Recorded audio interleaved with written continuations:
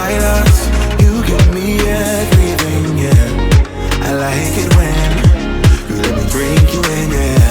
Cuando bailas, you give me everything, yeah. I like it when you let me drink you in, yeah. Cuando bailas.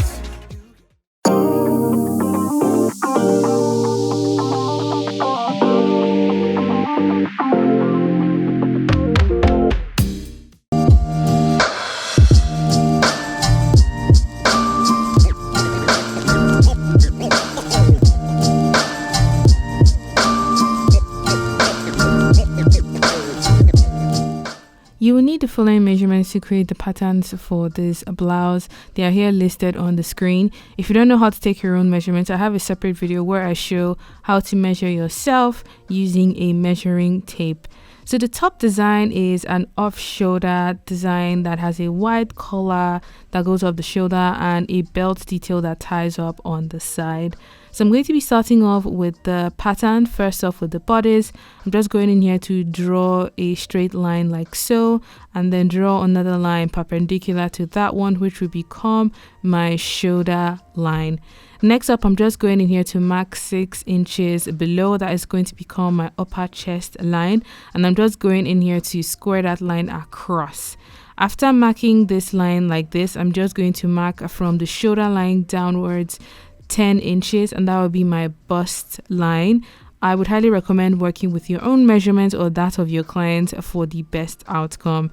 So after squaring that line across like so, I'm going in to mark my waistline, which is about 15 inches below my shoulder line, and then I'm just going in here to square it across like I did with the upper chest and the bust line. Next up, I'm going to mark half of my across front chest measurement on this line where my upper chest is. Then I'm going in to mark a quarter of my bust line along the bust line point which we drew earlier on, and then I'm marking a quarter of my waistline plus 1 inch along the waistline point here. So now that we have these lines and these points drawn in place, I'm just going in to connect them using the curved side of my pattern master and a marker pen. Just remember to make your front arm curve a lot deeper than the back arm curve so you have ease of movement there. Now I'm going in to mark my waist dart, which is 1 inch wide along the front waistline bodice, and then I'm marking the middle of the dart, and the dart itself is 3 inches tall because you don't want it to go across your bust line. So I'm just drawing in my dart in place so it's nice and visible. And the next thing I'm going to be doing is to plan the collar that folds over to create the beautiful detail that this blouse has. So I've grabbed some pattern paper and I'm tracing off my neckline like so. I'm going to mark the end and the beginning of the neckline, and the collar is 5 inches wide, so I'm extending it upwards in this direction, marking 5 inch across like so, and then connect the 5 inch mark so I have the top of the collar in place. Now you need to extend from the edge of the arm curve outwards by 5 inches so you have room to put your hands into when you wear the blouse. So now I'm just going in here to draw in that 5 inch extension like so, and then I'm extending the top of the collar by an additional 1 inch, so when it folds over onto your arm you're able to lift your arms a little bit. So I'm just going in here to connect the 1 inch extension to the edge of our 5 inch extension, add a seam allowance. I would say just keep that edge like A-shaped, no need to curve it like I did, just keep it nice and slanted. So just go ahead and add your annotations, cut out your pattern piece, and this front collar will be cutting on a fold because there's no seam on the center front. So once you're done with that collar piece, we're going to be working on the back of the bodice. And before tracing off the back, I went ahead to add my 1 centimeter seam allowance around my front, and then I'm going to be tracing off the neckline, the side and the hem for the back bodice, but I made the back arm curve slightly shallower as usual because that's sort of like how back arm curves are on the body. So I'm tracing up the other points that I need, as well as my dart, which on the back is 5 inches tall compared to the one on the front, which is 3 inches taller. So that's the difference between the front and the back dart. For the center back, I wanted it to be really nice and shaped, so I'm curving it by 1 centimeter. This is optional, but I like to always shaping that center back if I don't want to have a bulge happening there. So after shaping it, I added a 1 centimeter seam allowance on the center back because we'll be cutting 2 pieces of our back and then joining up that center back seam. After doing that, I went ahead to cut out my pattern pieces, my front and my backs. And for my back collar, it's essentially the same with the front. The only difference is because I want to finish off the collar on the center back seam, I added a 1 centimeter seam allowance on the back of the collar pattern piece as well. So that's the main difference between the front and the back pieces for the bodice and the pattern. So now that we have our main pattern pieces done, the fabric I decided to work with is this lovely, buttery, gorgeous, I am obsessed with this fabric. It's like a satin crepe that is so soft and velvety on the right side and is matte on the wrong side. I ended up using about 1.5 meters for this top because it didn't really consume a lot of fabric. So I went ahead to pin down my pattern pieces, cut out the different panels that I needed for my front and my back as well. So I'm going in here to cut out the different panels that I need. You need to cut 2 pieces for your back, a piece for your front, and then a pair for your front and back collars in place. So I have my front pieces here as well as my back pieces, and the additional thing I decided on was a pair of long strips that measure 43 inches in length and 5 inches in width that I'm going to be using to make the belt detail that this top has. This was so lastminute.com, but I think it paid off. So I'm going to go ahead and start sewing, and the first thing I'm doing is I pinned away my darts for my front and my back bodices. I marked the dart point with a chalk so I know exactly where to stop. I just transferred that from my pattern piece onto my fabric with a pin, and then I'm just going to take this to my sewing machine and sewing with a normal straight stitch. I'm going to be sewing in my darts in place. I did this for my back and for my front.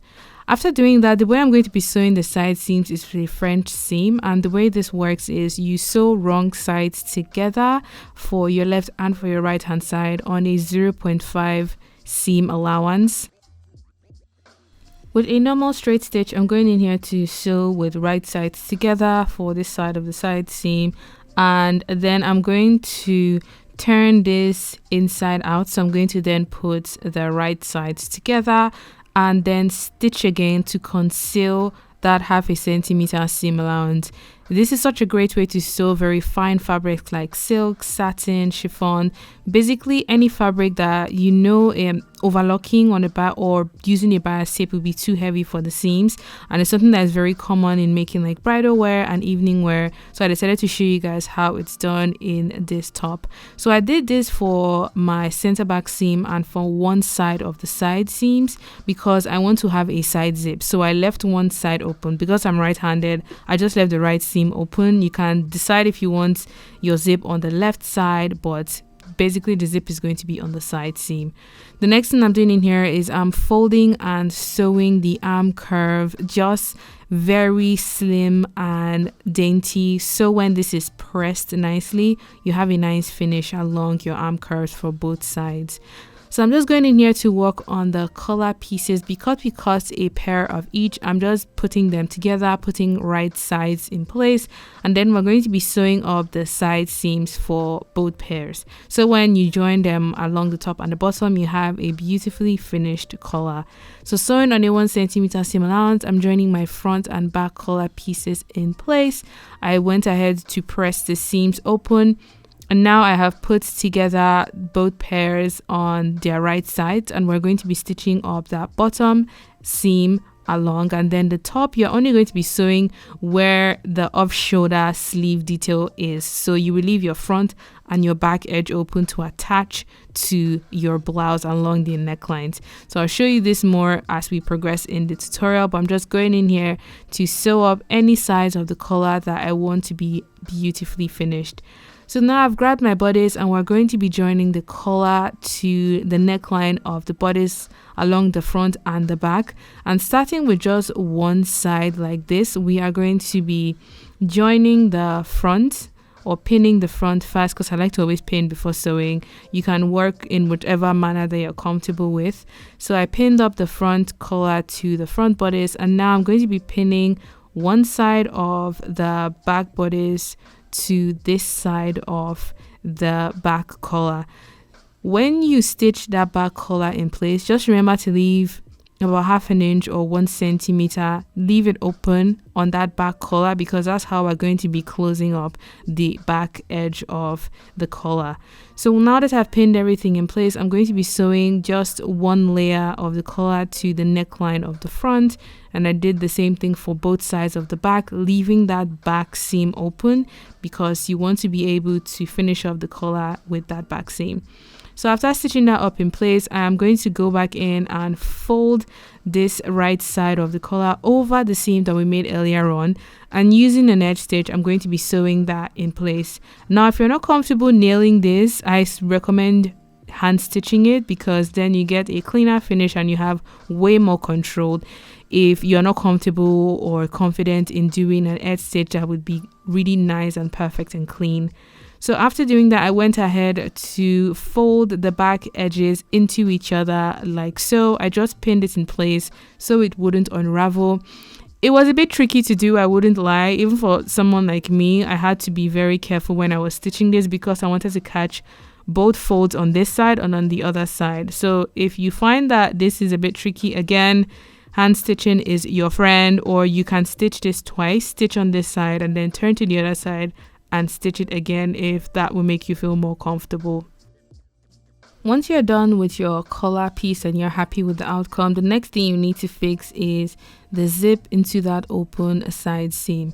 So I'm going ahead to pin my zip into the side seam, putting the zip head at the bottom so that opens up the waistline of the bodice or the top while I want to put it on.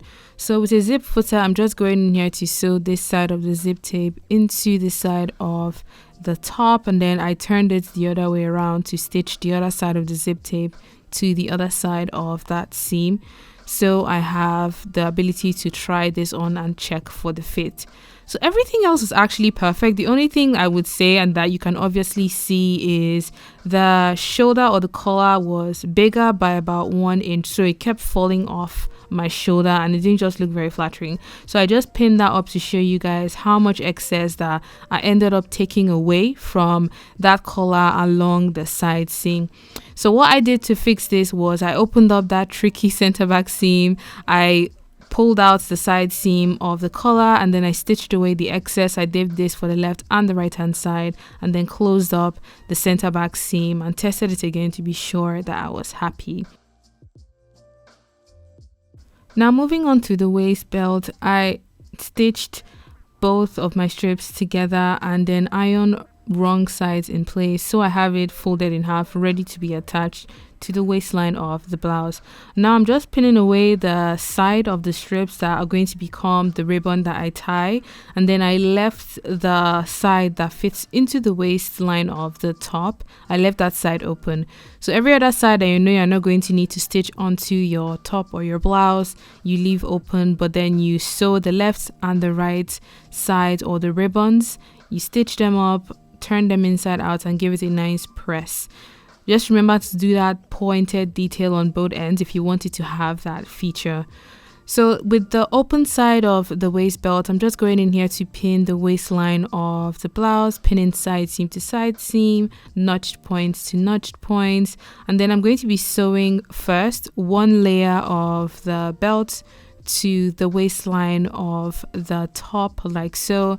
I'm just sewing right sides together, removing pins as I go along, and then I'm going to go back in and use the other side to conceal the seam like we did for the neckline and the collar situation. So I always like to pin things like this first. You can even give it a nice press to relax all of the folding and the edges. And then I'm going to be using a very slim and dainty edge stitch to sew the other side of the waistband or the waist detail into the waistline of the blouse.